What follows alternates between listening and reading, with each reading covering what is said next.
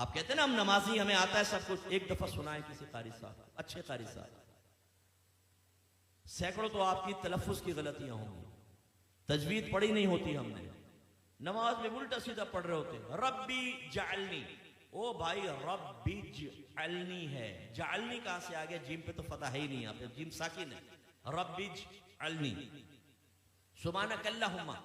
कल्ला नहीं है, सुब्हानक अल्लाहुम्मा, थोड़ा उठाना होता है ताकि अलिफ मद्दा पूरा बने, खड़ा ज़बर है, अलिफ मद्दा के बराबर खींचना है इसको, दो हरकत के बराबर, सुब्हानक अल्लाहुम्मा, वत्तबारक अस्मुका, वत्तबारक, ओ भाई वत्ता नहीं है, वत्तबारक अस्मुका, अत्तहियातु, ओ भाई अत्तहियातु नहीं है, अत्तहियातु है,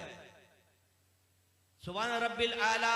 सुब्हान रब्बिल अजीम, ना भाई ये नहीं है, सुब्हान रब्बी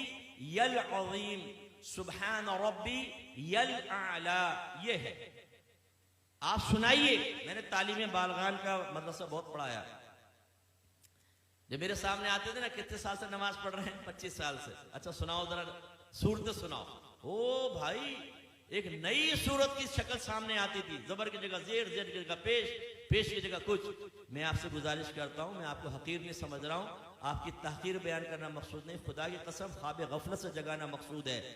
आज आप चेक भरते हैं ना, चेक, जितने यहाँ चेक भरने वाले मौजूद है उनसे पूछिए,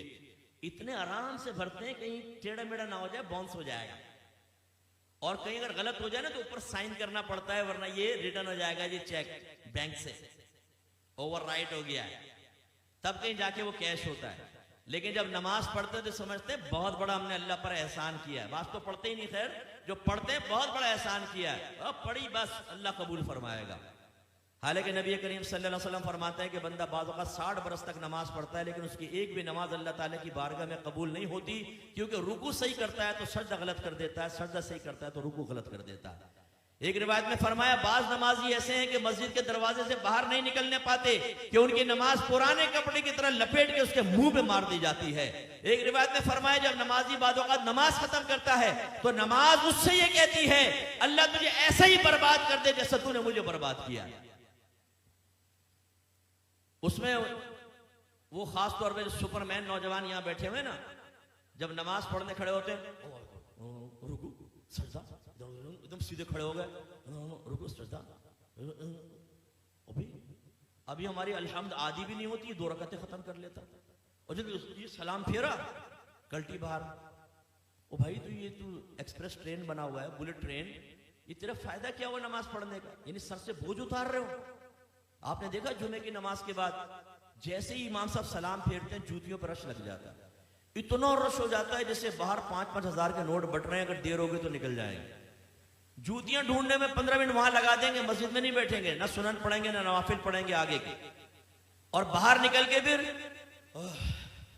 दूसरे कहते हैं हाँ क्या करना, चल ढाबे में चाय पीते। अभी तुम इसलिए बाहर निकल कर आए थे। ये भी जिम्नन बात आ गई तो मैं आपको अर्ज कर दूं, गौर से करें, गौर से देखें, और अपने बारे में मैं भी सोचता हूं, आप भी सोचें। नबी करीम सल्लल्लाहु अलैहि वसल्लम फरमाते हैं कि मस्जिद की और मोमिन की मिसाल ऐसी है जैसे मछली और दरिया, कि अगर मछली को दरिया से बाहर निकालें तो वो उस वक्त तक चैन से नहीं बैठती जब तक दोबारा दरिया में ना आ जाए। और मुनाफिक की और मस्जिद की मिसाल ऐसी है जैसे परिंदा और पिंजरा, कि अगर परिंदे को पिंजरे में बंद कर दें तो फड़फड़ाता रहता है कि दरवाजा खुले और मैं उड़ जाऊं, और जैसे खोलते हैं उड़ जाता। अपने बारे में हम सबको गौर करना चाहिए, हम में मोमिनाना सिफत है या मुनाफिकाना सिफत है। इमाम साहब सलाम फेरते हैं, दुआ भी नहीं मांगते,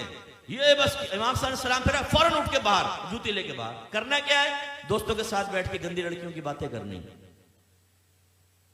हालांकि नबी करीम सल्लल्लाहु अलैहि वसल्लम ने फरमाया कि जब कोई नमाज पढ़ के अपनी जगह बैठा रहे और जानबूझ के अपना वुजू ना तोड़े तो फरिश्ते उसके लिए दुआए बख्शिश और मग़फ़िरत करते रहते हैं जब तक कि वो उठ ना जाए।